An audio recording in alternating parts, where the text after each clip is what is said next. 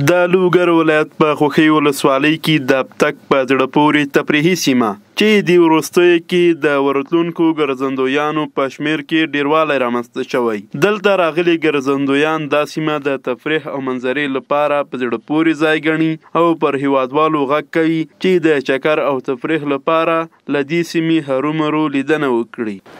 او ډېره لوکس هوا اوبه ځوانان څخه هیله کوي چې دلته راسي.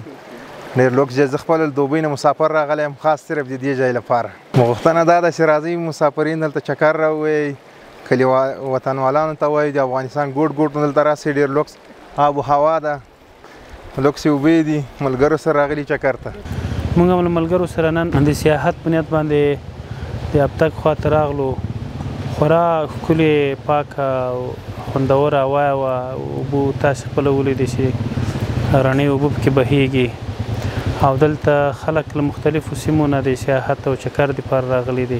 د سیمې اوسیدونکي هم د دې سیمې آب او هوا ځانګړې ګڼي او له ملي سوداګرو او مسؤلینو څخه غواړي چې دلته د ګرځندویانو ته لا ډېرې اسانتیاوې رامنځته کړي. اما به این تعداد مردم رو بیروبار ندیدیم، اما خوشبختانه در این روزا بسیار رفت آمد مردم در این منطقه زیاد شده. بسیار یک منطقه باستانی سرسبز، آب و هوای بسیار معتدل است.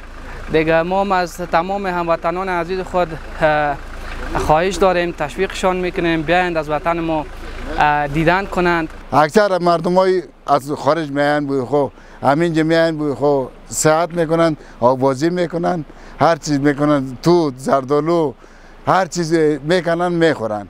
دیگه وضع امنیتی بخی مکمل تکمیل است. ورته وخت کې امنیتي ځواکونه ابتک کې امنیتي وضعیت تامین ګڼي او ژمنه کوي چې د خلکو خدمت ته به تر هر څه لومړیتوب ورکوي. خلکو دپاره موږ دا پیغام ده چې ښه په ډاډه زړه باندې البته پوره اطمینان باندې دوی کولی شي هغو سیمو ته چې هغه د سیاحت او د منظرو ساحې دي، لکه د خوښۍ په ولسوالۍ کې دغه ساحه چې ابتک ورته ویل کېږي او دې ته ورته نورې بعضې ساحې شته ده، لکه دوبندی ده، دې ته ورته بعضې داسې ساحې شته ده چې هغه د منظرې ساحې دي.